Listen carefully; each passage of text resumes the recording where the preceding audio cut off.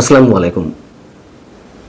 সরকারের exit root কি, অথবা সরকারের নির্বাহী প্রধান হিসেবে নোবেল বিজয়ী অধ্যাপক ডক্টর মোহাম্মদ ইউনূস কোন প্রক্রিয়ায় ক্ষমতা হস্তান্তর করবেন, কার হাতে ক্ষমতা হস্তান্তর করবেন, তার সসম্মানে নিজের জায়গায় ফিরে যাওয়ার কোনো সহজ পথ আছে কিনা, এরকম নানান ধরনের প্রশ্ন গত কয়েক মাস ধরে নানান পর্যায় থেকে উত্থাপিত হচ্ছে। কিন্তু দেশের এই ক্রান্তি লগ্নে মানুষ তাকিয়েছিলেন তাদের দিকে যারা দেশের সংকটময় মুহূর্তে অবশ্যই গুরুত্বপূর্ণ কোনো ভূমিকা রাখতে পারেন।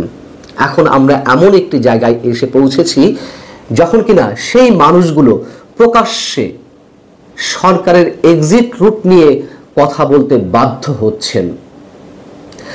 বিএনপির পক্ষ থেকে একটি অনুষ্ঠান ছিল, ডেমোক্রেসি ডায়াসের আয়োজনে আলোচনার বিষয় ছিল অন্তর্বর্তী সরকারের মেয়াদ কতদিন হতে পারে এবং একই সঙ্গে নির্বাচনে পেয়ার পদ্ধতি নিয়ে ভাবনা কি।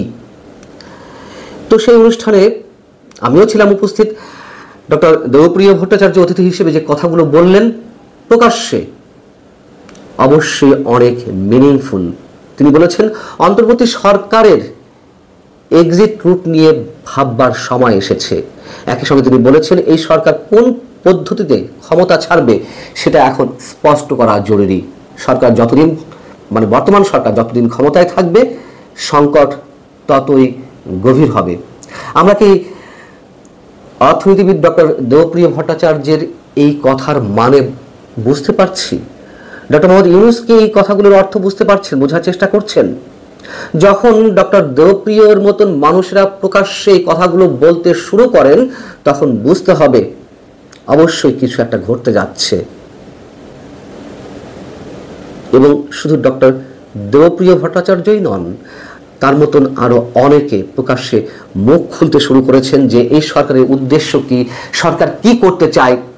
যদিও আমাদের মতো মানুষরা এই প্রশ্নগুলো অনেক আগে থেকেই করে আসছি। সরকার যে স্বাভাবিক কিছু করতে চাইছে না তা সবার কাছে এখন স্পষ্ট। কেউ এখনো প্রশ্নের মধ্যে আছেন, কেউ কেউ স্পষ্টভাবে সতর্ক সংকেত জানিয়ে দিচ্ছেন সবার উদ্দেশ্যে।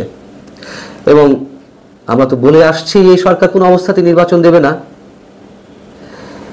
অতএব যখন দেবপ্রিয়র মতো মানুষেরা প্রকাশ্যে এই কথাগুলো বলা শুরু করেছেন আমরা ধরে নিতে পারি সরকারের কাউন্টডাউন শুরু হয়ে গেছে, অবশ্যই শুরু হয়ে গেছে।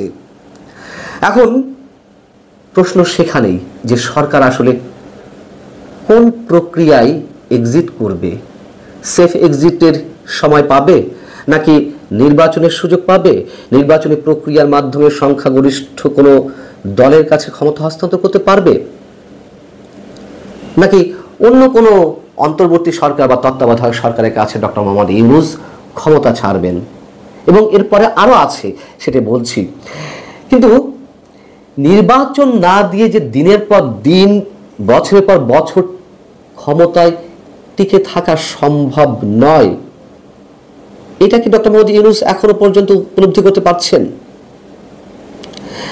সরকারের মূল চালিকা শক্তিকে জামায়াতে ইসলামী এবং এনসিপি, জাতীয় নাগরিক পার্টি, তারা তো নানান ধরনের টালবাহানা করছে। এগুলোও পুরনো কথা সরকারকে টিকিয়ে রাখার জন্য, তার কারণ তারা বিহাইন্ড দ্য স্ক্রিন সরকার চালাচ্ছে। এতদিন বলে আসা হয়েছে, অভিযোগ জানানো হয়েছে বিএনপি কোনো সংস্কারে বা মূল বিষয়গুলোতে বিএনপি সম্মতি দিচ্ছে না, তারা সবসময় বিরোধিতা করছে।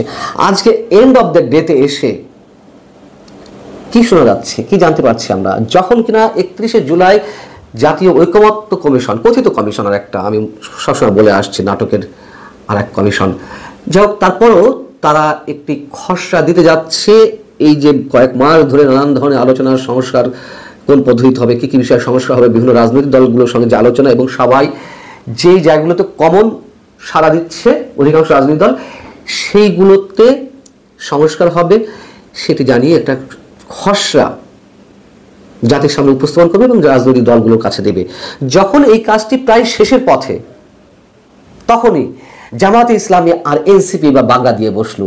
জামায়াতে ইসলামী বলছে যে জামায়াতে আমির তিনি নিজেই বৃহস্পতিবার বলেছেন, বুধবার, বিচার আর সংস্কারের আগে যদি কোনো নির্বাচন হয় তাহলে সেটি আরেকটা ন্যাশনাল ডিজাস্টার হতে পারে। বুঝুন অবস্থা। মানে এখন দেখছে আর কোনো কিছুতে বাধা দেওয়া যাচ্ছে না, নানান ধরনের টালবাহানা তো চলেছে, একটা বছর পার করে ফেলা হয়েছে এই সমস্যা নাটক করে, বিচার নির্বাচনে নানান ধরনের অজুহাত দিয়ে কোনটা আগে কোনটা হবে। ঠিক একই ভাষায় এনসিপি বলছে আমরা মৌলিক সংস্কার এবং আইনি ভিত্তির নিশ্চয়তা ছাড়া জুলাই সনদে স্বাক্ষর করব না। মানে পুরোপুরি ক্লিয়ার তো যে তারা কি চাইছে।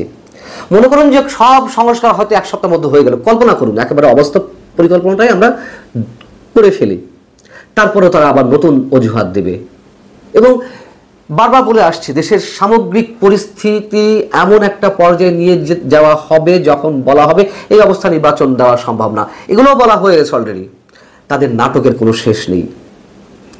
এবং যে বিএনপির প্রতি অভিযোগ জানানো হচ্ছিল সেই বিএনপি তো অনেক কিছু মেনে নিয়েছে, এখন বাধা হয়ে দাঁড়াচ্ছে জামাতে ইসলামী এবং এনসিপি সোনাই সোহাগা। তারা বলছেন যে মৌলিক সংস্কার ছাড়া সনদে স্বাক্ষর করবে না বা নির্বাচন হতে দেবে না। মৌলিক সংস্কার কারা করবে, কতদিনে করবে, এটা তো একটা চলমান প্রক্রিয়ার কথা আমরা সবাই জানে। এবং নির্বাচন দেরিতে হওয়া মানে দুর্যোগের ঘনঘটা আরো ঘনীভূত হবে। যে কথাটি বলছেন পরবর্তীতে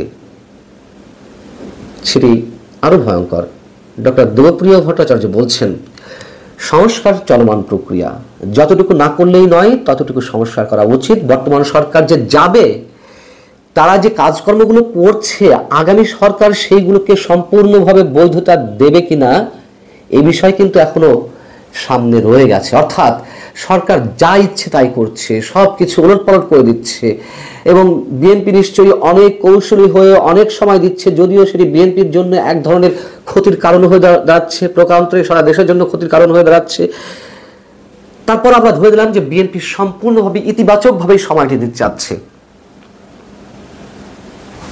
এত সময় দেওয়ার পরও সরকার যে একের পর এক বিতর্কিত কর্মকাণ্ড চালিয়ে যাচ্ছে, পরবর্তী সময় তো একটা নির্বাচন হবেই, সে আজ হোক কাল হোক।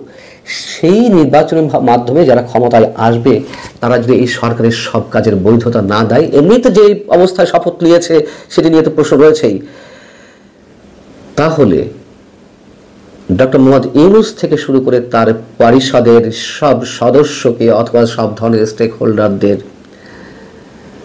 আদালতে কাঠগড়ায় দাঁড় হতে হবে কিনা, অথবা যদি ধরে নেই আরো অনেকের মতোই তারা পালিয়ে যাবেন, পালানোর সময় পাবেন তো? এই প্রশ্নগুলো আমরা করাচ্ছি সম্ভবত ডক্টর মোহাম্মদ ইউনূস সরকারে যারা আছেন নীতি নির্ধারণী পর্যায়ে তাদের ভেবে দেখা দরকার। তবে অবশ্যই কাউন্টডাউন শুরু হয়ে গেছে আমাদের অনেকের মতে। ভালো থাকুন, আল্লাহ হাফিজ।